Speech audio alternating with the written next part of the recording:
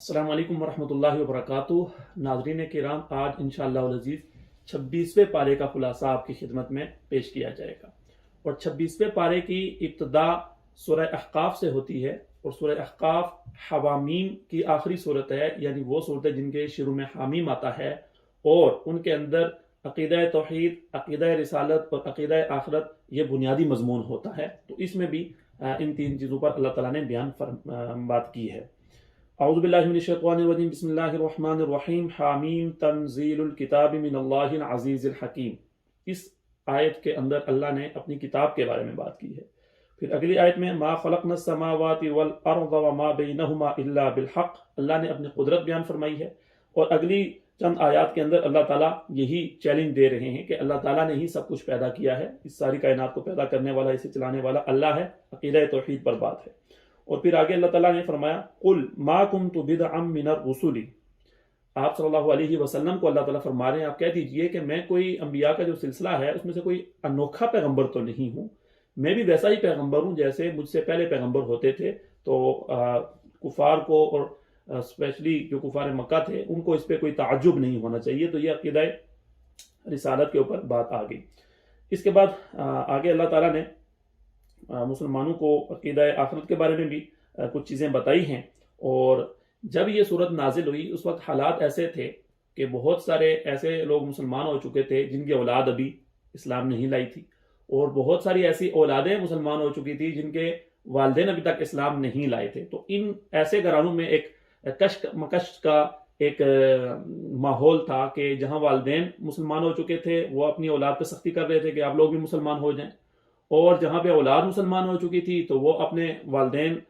کے اوپر سختی کر رہی تھی۔ تو اس ماحول میں اللہ تعالیٰ نے اس صورت کے اندر مسلمانوں کو یہ حکم دیا ہے کہ اگر آپ کے والدین ابھی مسلمان نہ بھی ہوئے ہوں تو آپ نے ان کے ساتھ حسن سلوک کرنا ہے۔ فرمایا وَوَصَّيْنَا الْإِنسَانَ بِوَالِدَيْهِ إِحْسَانًا، والدین کے ساتھ اچھا سلوک کرنا ہے، اور خصوصیت کے ساتھ والدہ کا تذکرہ کیا۔ حملته أمه كرها ووضعته كرها وحمله وفصاله 30 شهرا، والدہ بہت زیادہ تکلیفیں اٹھاتی ہے، اور یہاں 3 تکلیفوں کا تذکرہ کیا، حمل کی تکلیف، بچے کی پیدائش کی تکلیف، اور پھر دودھ پلانے کی تکلیف۔ تو والدہ یہ قربانیاں بچے کے لیے دیتی ہے، تو کہا گیا کہ والدین کے ساتھ اچھا سلوک کریں۔ اور پھر ایک دعا بھی اللہ رب العزت نے سکھائی، قال رب اوزعنی ان اشکر نعمتک التی انعمت علی وعلی والدی وان اعمل صالحا ترضاه واصلح لی فی ذریتی انی تبت الیک وانی من المسلمین۔ یہ دعا کرنی چاہیے اپنے لیے اور اپنے والدین کے لیے، یہ مسلمانوں کو سکھائی گئی ہے۔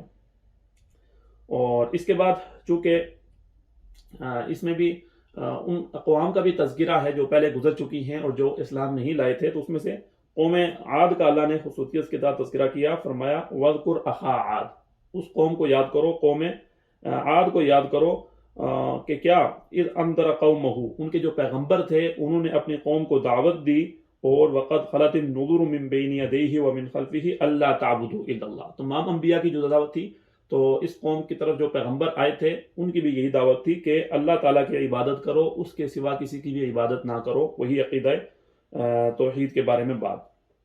تو پھر ان کی جو قوم تھی اس نے جب نہیں مانا تو ان کے اوپر عذاب آیا، وہ لوگ غرق ہو گئے، اور اللہ تعالیٰ نے اس کے بارے میں بتایا۔ اس کے بعد اس صورت کے اندر ایک اور اہم بات جو بیان کی گئی ہے وہ یہ ہے کہ جنوں نے آپ صلی اللہ علیہ وسلم کو تلاوت کرتے ہوئے سنا تھا۔ آپ صلی اللہ علیہ وسلم طائف سے واپس تشریف لا رہے تھے، ایک جگہ پہ آپ نے فجر کی نماز میں قرآن مجید کی تلاوت کی، تو کچھ جن وہاں پہ آئے اور انہوں نے آپ کی تلاوت سنی، اور پھر وہ اپنے قوم کے پاس گئے اور ان کو جا کے دعوت دی۔ تو اس کا اللہ تعالیٰ نے یہاں پہ تذکرہ کیا ہے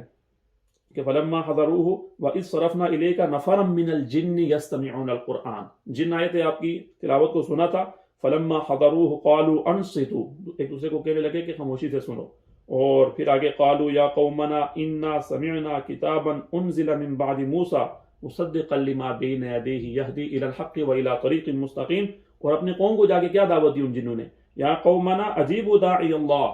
اللہ کی طرف بلانے والے کی دعوت کو قبول کر لو، وآمنوا بہ، اور اس پر ایمان لے آؤ، کیا ہوگا، یغفر لکم من ذنوبکم ویجرکم من عذاب علیم، اللہ تعالیٰ تمہارے گناہوں کو بخش دے گا اور تمہیں عذاب سے بچا لے گا۔ یہ اس میں اللہ تعالیٰ نے اس کا بھی تذکرہ کیا ہے۔ اس کے بعد آگے سورہ محمد شروع ہوتی ہے، اور سورہ محمد کے اندر بنیادی طور پر دو گروہوں کا تذکرہ ہے، یعنی ایک وہ جو اسلام لے آیا یعنی مسلمان، اور اس کے مقابلے میں جو اسلام کو قبول جنہوں نے نہیں کیا یعنی غیر مسلم، اور پھر اس کے ساتھ ساتھ منافقین کا بھی اس میں تذکرہ ہے۔ شروع میں اللہ رب العزت فرما رہے ہیں بسم اللہ الرحمن الرحیم الذین کفروا وصدوا عن سبیل اللہ اضل اعمالهم، جن لوگوں نے کفر اختیار کیا اور پھر اللہ کی راہ سے روکا لوگوں کو، تو انہوں نے اپنے اعمال خود ہی خراب کر دیے، غارت کر دیے۔ اس کے مقابلے میں دوسرے ہیں والذین آمنوا وعملوا الصالحات وآمنوا بما نزل علی محمد وهو الحق من ربهم کفر عنہم سیئاتہم واصلح بالہم۔ اللہ تعالیٰ فرما رہے ہیں واصلح بالہم، اللہ رب العزت فرما رہے ہیں کہ جو دوسرا گروہ ہے وہ ایمان والوں کا ہے، جنہوں نے ایمان کو قبول کیا، اسلام کو قبول کیا اور پھر وہ نیک اعمال کرتے رہے، تو اللہ فرما رہے ہیں کہ اللہ ان کے گناہوں کو دھو دے گا، ان کے گناہوں کو معاف فرما دے گا۔ اس کے بعد آگے پھر مسلمانوں کو، چونکہ یہ مدنی صورت ہے اور اس میں مسلمانوں کو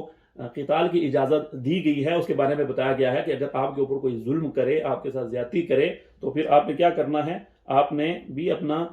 یہ جو شریعت نے آپ کو اجازت دی ہے، جس چیز کا حکم دیا ہے، آپ نے اس پر عمل درآمد کرنا ہے، جہاد کرنا ہے، قتال کرنا ہے۔ اس کے بارے میں بتایا گیا کہ آپ نے ثابت قدمی دکھانی ہے، آپ نے جرأت کا مظاہرہ کرنا ہے، اور پھر اگر آپ کے پاس قیدی بن کے لوگ آ جائیں، ان کے ساتھ کیسا معاملہ کرنا ہے، ان کو آزاد کر دینا ہے یا فدیہ لینا ہے، اس کے بارے میں بتایا گیا۔ مسلمانوں کو یہ بھی کہا گیا کہ اگر وہ اللہ کے دین کی مدد کریں گے تو اللہ ان کی مدد کرے گا، ان کو مضبوط کر دے گا۔ اس کے بعد آگے اللہ تعالیٰ نے دونوں گروہوں کے انجام کا بھی تذکرہ کیا ہے کہ جو ایمان نہیں لاتے، کافر رہتے ہیں، ان کا کیا نتیجہ ہوتا ہے، اللہ تعالیٰ ان کو تباہ کر دیتا ہے، اللہ ان کو برباد کر دیتا ہے، اور آخرت میں بھی ان کو عذاب ہوگا۔ اس کے مقابلے میں جو اللہ کے دین کی دعوت کو قبول کر لیتے ہیں، مسلمان ہو جاتے ہیں، اللہ انہیں دنیا میں بھی کامیاب کرتا ہے، اور آخرت کی کامیابی تو ہے ہی۔ آخرت میں جو ان کو باغات ملیں گے، جو جنتیں ملیں گی، اللہ نے اس کا تذکرہ کیا ہے کہ کیسے باغات ہوں گے، وہاں پہ دودھ اور شہد کی نہریں ہوں گی، اللہ تعالیٰ نے اس کا تذکرہ کیا ہے۔ اس کے بعد پھر آگے منافقین کا بھی اللہ نے تذکرہ فرمایا ہے۔ یہ وہ لوگ ہوتے تھے جو کہ ظاہر میں اپنے آپ کو مسلمان شو کرتے تھے، لیکن حقیقت میں ان کے دل میں ایمان نہیں ہوتا تھا، تو اس کے بارے میں بھی ان کا بھی یہاں پہ تذکرہ ہے۔ اس کے بعد آگے سورہ فتح شروع ہوتی ہے، بسم اللہ الرحمن الرحیم۔ اللہ تعالیٰ نے فرمایا اِنَّا فَتَحْنَا لَكَ فَتْحًا مُبِينًا، کہ ہم نے آپ کو ایک بہت ہی واضح اور کھلی فتح دے دی، آپ کے لیے ہم نے لکھ دی، آپ کا مقدر اس کو ہم نے ٹھہرا دیا۔ یہ صورت اس وقت نازل ہوئی جب سن 6 ہجری میں آپ صلی اللہ علیہ وسلم اپنے 1400 صحابہ کو لے کے عمرے کے لیے روانہ ہوئے، اور جب آپ مکہ کے قریب پہنچے تو آپ کو پتہ چلا کہ کفار نے تو ایک لشکر تیار کیا ہوا ہے، اور انہوں نے یہ فیصلہ کیا ہے کہ آپ کو داخل نہیں ہونے دیا جائے گا مکہ کے اندر۔ تو حدیبیہ کے مقام پر آپ صلی اللہ علیہ وسلم کا پڑاؤ تھا، آپ نے حضرت عثمان رضی اللہ تعالیٰ عنہ کو اپنا ایلچی بنا کے بھیجا، اور پھر افواہ پھیل گئی کہ حضرت عثمان رضی اللہ تعالیٰ عنہ کو قتل کر دیا گیا۔ تو آپ صلی اللہ علیہ وسلم نے اپنے صحابہ سے موت پر بیعت لی تھی کہ اگر ان لوگوں نے ہمارا رستہ روکا اور یہ معاملات اس طرح سے آگے بڑھے تو ہم ان کے ساتھ لڑیں گے یہاں تک کہ ہماری جان چلی جائے، پھر بھی ہم پیچھے نہیں ہٹیں گے۔ اس کا اللہ نے اس میں تذکرہ کیا ہے۔ اور پھر اس کے بعد بات چیت جب چلی، آپ نے اپنے کسی اور آدمی کو بھیجا اور ان کے ساتھ آپ نے ان کو آفر کی تھی کہ اگر آپ لوگ جنگ بندی کا معاہدہ کریں تو ہم اس کے لیے تیار ہیں۔ پھر وہاں سے لوگ آئے اور آپس میں معاہدہ ہو گیا، اور اسی کو اس مقام کو حدیبیہ کہتے ہیں۔ اور پھر یہ ہوا کہ اس کو یعنی مسلمان تو چونکہ جذبہ جہاد سے سرشار تھے، لیکن جو معاہدہ ہوا تھا وہ بظاہر ایسے لگ رہا تھا کہ مسلمانوں کے حق میں نہیں ہے۔ مثال کے طور پر اس میں یہ ایک چیز تھی کہ اگر کوئی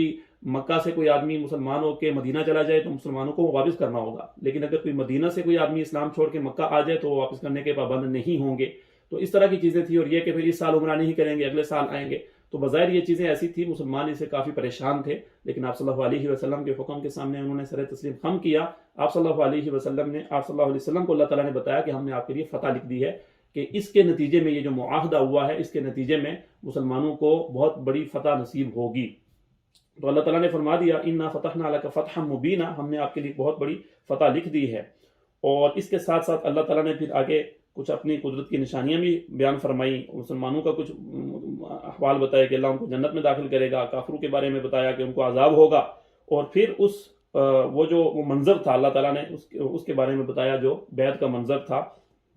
اور فرمایا کہ ان الذین یبایعونک انما یبایعون اللہ، جو آپ سے بیعت کر رہے ہیں حقیقت میں وہ اللہ تعالیٰ سے بیعت کر رہے ہیں. اور پھر یہ بھی فرمایا ید اللہ فوق ایدیہم، کہ اللہ تعالیٰ کا ہاتھ بھی ان کے اوپر ہے.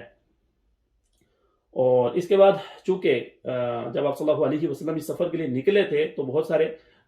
لوگوں کو آپ نے ساتھ لیا تھا، دیہاتوں میں بھی آپ نے اعلان فرمایا تھا کہ ساتھ چلیں، اندیشہ تھا کہ ہو سکتا ہے کہ کفار روکیں. تو بہت سارے لوگ آپ صلی اللہ علیہ وسلم کے ساتھ شامل ہو گئے تھے، جیسے 1400 صحابہ تھے، لیکن کچھ منافقین آپ کے ساتھ شامل نہیں ہوئے تھے، نہیں گئے تھے. ان کو اندیشہ تھا کہ مشکلات ہوں گی. اللہ ان کا تذکرہ فرما رہے ہیں کہ سَيَقُولُ لَكَ الْمُخَلَّفُونَ مِنَ الْأَعْرَابِ شَغَلَتْنَا أَمْوَالُنَا وَأَهْلُونَا فَاسْتَغْفِرْ لَنَا، کہ جب آپ واپس مدینہ میں جائیں گے تو یہ منافقین دیہاتوں سے آپ کے پاس آ کے اپنی معذرت کریں گے کہ ہمارے کچھ گھریلو مسائل تھے، کچھ مالی معاملات تھے، ہم نہیں جا سکے اور آپ ہمارے لیے استغفار کیجئے. اللہ تعالیٰ اپنے حبیب کو بتا رہے ہیں کہ یہ اصل میں اپنے دل میں کفر چھپائے ہوئے ہیں اور یہ جو زبان سے کہہ رہے ہیں یہ حقیقت نہیں ہے.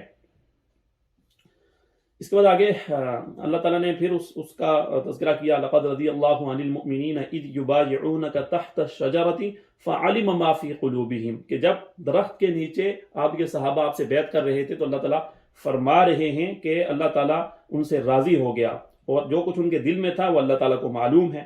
اس کے بعد آگے غنائم کے بارے میں، مال غنیمت وغیرہ کے بارے میں بھی اللہ نے تذکرہ کیا ہے. اور اس صورت کے آخر میں پھر اللہ تعالیٰ نے مسلمانوں کی اور صحابہ کی تعریف کی ہے. اور پہلے تو اللہ نے فرمایا کہ لقد صدق اللہ رسولہ الرؤیا بالحق، اور فرمایا کہ لتدخلن المسجد الحرام ان شاء اللہ آمنین. اللہ تعالیٰ نے پیشنگوئی فرمائی کہ آپ عنقریب مسجد حرام میں اطمینان کے ساتھ داخل ہوں گے. اور پھر صرف 2 سال کے بعد فتح مکہ ہو گیا اور مسلمان اطمینان کے ساتھ وہاں داخل ہو گئے. اور پھر آگے فرمایا کہ محمد الرسول اللہ والذین معہ اشداء علی الکفار رحماء بینہم، کہ یہ جو صحابہ ہیں کفار کے مقابلے میں یہ سخت ہیں اور آپس میں ایک دوسرے کے ساتھ بہت زیادہ نرم دل ہیں. اور یہ بھی فرمایا تراہم رکعا سجدا یبتغون فضلا من اللہ ورضوانا، آپ ان کو دیکھیں گے کبھی رکوع میں ہوں گے، کبھی سجدے میں ہوں گے اور اللہ کی رضا کے طلبگار ہوں گے، اور ان کے چہروں پہ سجدوں کے نشانات ہیں. اور پھر یہ بھی فرمایا کہ ان کی یہ جو مثال ہے یہ تورات میں بھی موجود ہے اور انجیل میں بھی موجود ہے، یعنی ان کا یہ تذکرہ، ان کی یہ صفات اللہ نے وہاں پہ بھی بیان فرمائی تھی کہ میرے آخری پیغمبر کے ساتھی ایسے ہوں گے. اس کے بعد آگے سورہ حجرات ہے، اور سورہ حجرات کے اندر اللہ رب العزت نے اسلامی معاشرے کے بہت ہی اہم اصول بیان فرمائے ہیں. بسم اللہ الرحمن الرحیم، یا ایھا الذین آمنوا لا تقدموا بین یدی اللہ ورسولہ واتقوا اللہ. سب سے پہلے تو یہ بتایا گیا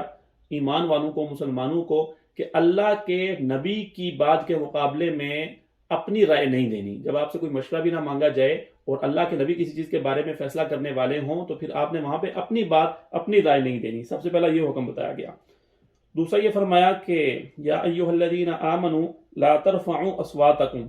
کہ جب اللہ کے پیغمبر کے پاس آؤ، ان کی مجلس میں آؤ تو اپنی آوازوں کو بلند نہیں کرنا. تو یہ آپ صلی اللہ علیہ وسلم کے زمانے کے ساتھ بھی تھا، اور آج بھی اگر آپ صلی اللہ علیہ وسلم کی کہیں حدیث پڑھی جا رہی ہو، آپ کی بات بیان ہو رہی ہو، تو اس کو ادب سے سننا لازم ہے. وَلَا تَجْهَرُوا لَهُ بِالْقَوْلِ كَجَهْرِ بَعْضِكُمْ لِبَعْضٍ، جس طرح تم آپس میں ایک دوسرے سے باتیں کرتے ہو جس انداز سے، اس طرح سے اللہ کے پیغمبر کے سامنے بات نہیں کرنا. اور پھر یہ بھی فرمایا یا ایھا الذین آمنوا ان جاءکم فاسق بنبأ، کہ اگر کوئی غیر معتبر شخص تمہارے پاس آئے اور آ کے کسی واقعے کے بارے میں تمہیں خبر دے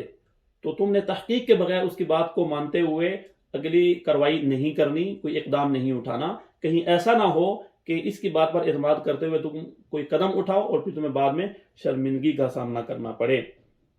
یہ بھی فرمایا وَاعْلَمُوا أَنَّ فِيكُمْ رَسُولَ اللَّهِ، کہ تم میں اللہ کے رسول موجود ہیں. اگر زیادہ باتوں میں وہ تمہاری بات ماننا شروع ہو جائیں تو تم سب لوگ مشکل میں پڑ جاؤ. اور یہ بھی اللہ رب العزت نے فرمایا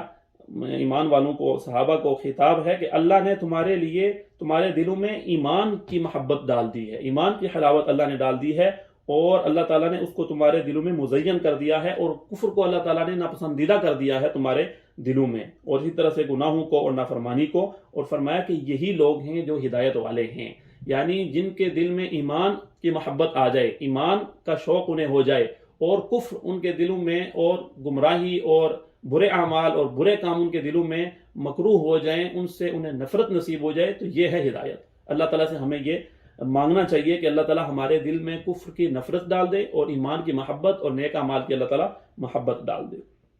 اس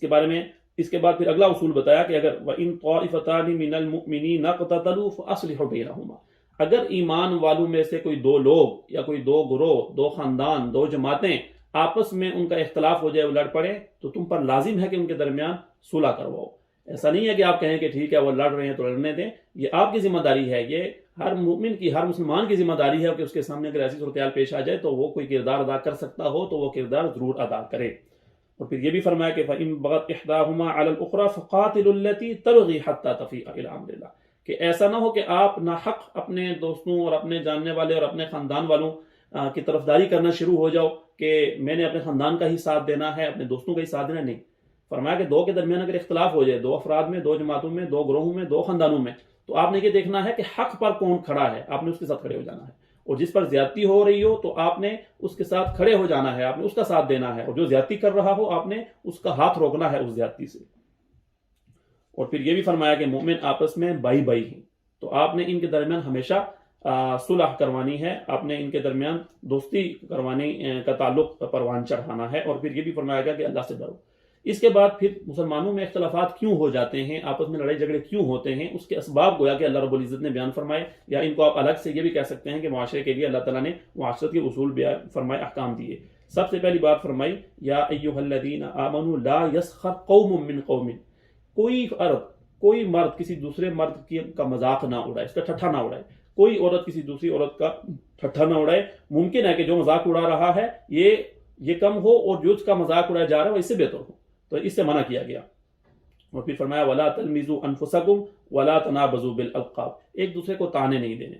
ایک دوسرے کو تانے بھی نہیں دینے، اور ایک دوسرے کو برے ناموں سے بھی نہیں پکارنا، کیونکہ اس سے پھر آپس میں نفرت پیدا ہوتی ہے۔ بِئْسَ الِاسْمُ الْفُسُوقُ بَعْدَ الْإِيمَانِ، آگے فرمایا یا ایھا الذین آمنوا اجتنبوا کثیرا من الظن، ایک دوسرے کے بارے میں بہت زیادہ بدگمانی کرنا، برے خیالات دل میں پالے رکھنا، یہ بالکل بھی درست نہیں ہے، فرمایا اس سے بچو۔ اور آگے فرمایا ولا تجسسوا، ایک دوسرے کی ٹو میں بھی مت لگو، کہ دوسرے کے بارے میں یہ کوشش کرنا اس کے اندر کون سی برائی ہے، اس کے اندر کون سا عیب ہے، اس کا کوئی راز تلاش کرنا، یہ بھی بالکل جائز نہیں ہے۔ اور یہ بھی فرمایا ولا یغتب بعضکم بعضا، غیبت سے باز رہنا ہے، غیبت بالکل نہیں کرنا۔ اور غیبت کے بارے میں فرمایا ایحب احدکم ان یاکل لحم اخیہ میتا، کیا تم میں سے کوئی شخص اس بات کو پسند کرتا ہے کہ اپنے مردہ بھائی کا گوشت نوچ کر کھائے؟ تو جس طرح اس کو کوئی پسند نہیں کرتا، تمہارے دل میں یہی نفرت غیبت کے لیے بھی ہونی چاہیے، کیونکہ غیبت بھی ایسے ہی ہے جیسے تم اپنے بھائی کا گوشت کاٹ کے کھاؤ۔